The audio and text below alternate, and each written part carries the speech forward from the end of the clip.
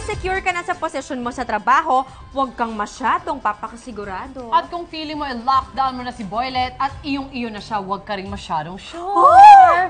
Dahil ang buhay ay isang malaking Game of Thrones. At any moment ay pwede kang maagawan ng trono. To demonstrate that, we will play a simple game of agawan ng trono, or simply put, trip to Jerusalem. Aba, may tatlong upuan dito. Kapag isa sa atin ang di nakaupo when the music stops, sasagutin niya ang ating deadly question na, sino ang dalawang kilala mo na naging threat sa kaligayahan o tagumpay mo? Ang last one standing naman, sasagutin niya kung naging threat na siya sa happiness or success ng ibang tao. Oy!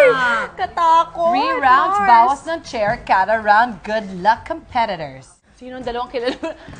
Una dyan, si Angelica Panganiban. Dahil pareho kami ng tinatak na landas dati. Pero hindi, ano lang naman yun, parang dahil rivalry. Pero etos lang yun. Hindi talaga. Wala kasi akong maisip. Oh, nice. Pero hindi, ano ba, mahirap naging nga. threat sa kaligayahan o tagumpay? Si Lady Lee. Grabe yung Lady Lee, grabe yun. Oo. Hindi, siguro Si Serena during the Davenport. time, hindi ko mga kaedad yun. Siguro during the time that I got pregnant. Ako rin. Tapos parang feeling ko, medyo naging threat sa akin yung buong scenario na yun kasi I was not ready. Oo. Tapos parang at that time, I wanted to work pa, gusto ko pang magtrabaho, Yes. love na love ko yung pagiging artista. Tapos parang natakot ako or naging threat sa akin na feeling ko hindi ko na siya magagawa ulit just because of the idea na nagkaanak ako. Right. Kasi di ba dati, kapag nagkaanak ka na, wala ka na sa show, tapos na ang career mo. Oo. Pero buti na lang nung time na yon, nagbago rin yung industry natin. Mas naging accepting tayo sa mga moms, nakakabalik ka Totoo na yan. agad. Totoo Kasi yan. parang ang kasabay ko nun was Jeneline Mercado, si LJ Reyes, sumunod na siya, and so on. Tapos lahat naman yun nakabalik. So parang nag-evolve din yung industry towards that, yung thinking pagdating sa pagiging nanay. Oo. Kaya, pero for me, parang yun yung naging threat. Ah. At para naman sa winner, kanino ka naging threat? Taray na tanong mo. Kala Mars. mo, ha? Ang beauty. Napaka-assuming nitong yung pagsagot ko no? Kaigan. Kay Arn! Oo nga, no? Kaigan. Wala akong maisip na, teka, sino ba ang kakompete ko dyan, if ever?